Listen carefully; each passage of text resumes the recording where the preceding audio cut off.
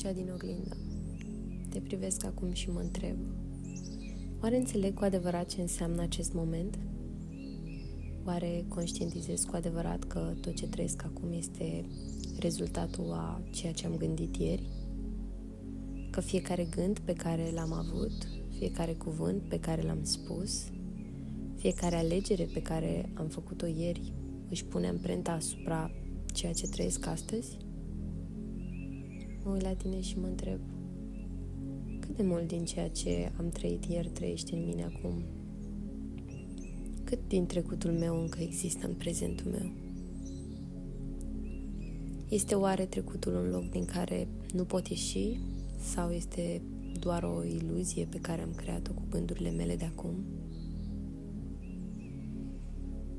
Tu, cea care mă privești, te-ai întrebat vreodată cât de mult te definește ceea ce ai trăit până acum? Cât de mult îți aduci cu tine trecutul în fiecare zi, în fiecare acțiune, în fiecare gând? Tot ce am trăit ieri, toate momentele acelea, toate emoțiile pe care le-am simțit, toate deciziile pe care le-am luat, toate dorințele nerealizate și toate realizările de până acum, toate se întâmplă acum. Fiecare pas pe care îl facem astăzi este deja un rezultat a ceea ce am creat ieri. Și totuși simt cum momentul prezent își întinde brațele și mă înconjoară. Cum tot ce am trăit și tot ce voi trăi se află aici, în fața mea. Ce înseamnă asta oare? Ce înseamnă să înțeleg cu adevărat că tot ceea ce trăiesc acum este ceea ce am creat ieri, iar ce voi trăi mâine este ceea ce aleg să creez astăzi? Este oare acest moment singurul real pe care l-am? Tot ce am trăit, tot ce am gândit și simțit, toate acele momente sunt acum parte din mine. Ele sunt aici, în prezent, și își lasă amprenta asupra mea, asupra felului în care îți vorbesc și asupra felului în care mă simt acum. Tu, cea din oglindă, te întreb, dacă tot ce trăiesc acum este un rezultat al gândurilor și alegerilor mele de ieri, ce pot schimba în prezent pentru a crea un viitor diferit? Cum arată viitorul meu dacă astăzi aleg să fiu mai prezentă, mai conștientă, mai deschisă? Cum arată viitorul dacă aleg să nu mai las trecutul să mă definească?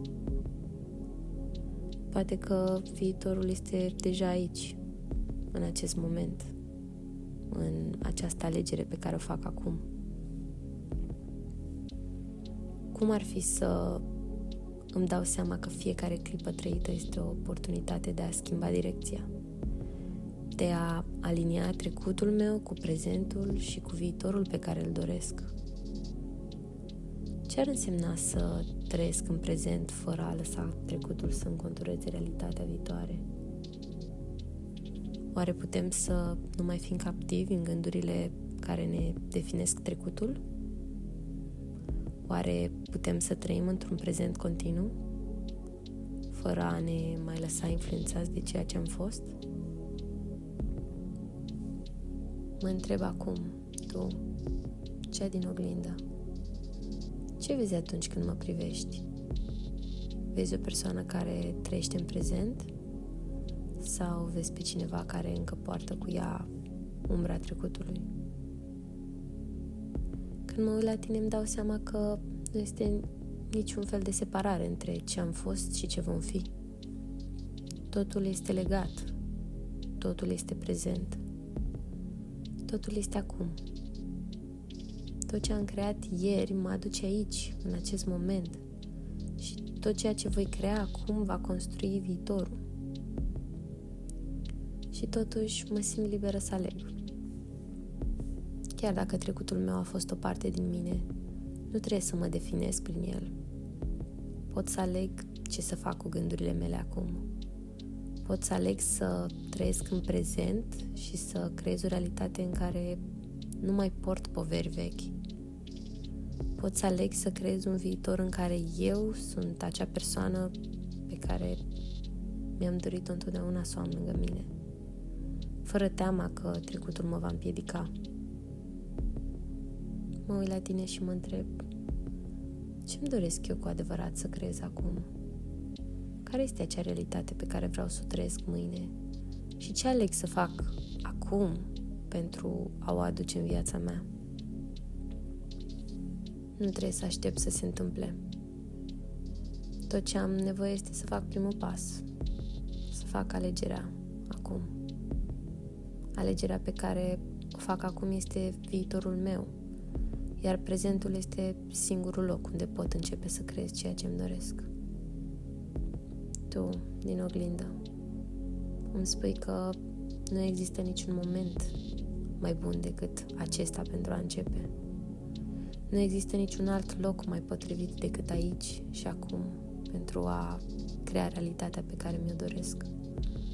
Pentru că tot ce am trăit până acum este deja trecut. Tot ce va veni depinde de ce aleg acum. Și acum, în acest moment, aleg să fiu conștientă. Aleg să fiu prezentă. Aleg să creez viitorul pe care mi-l doresc, începând cu gândurile mele din acest moment. Aleg să nu mai trăiesc în umbra trecutului, dar să port în mine înțelepciunea lui pentru a construi un viitor luminos și plin de posibilități. Totul începe acum. Iar tu, cea din oglindă, ce alegi acum?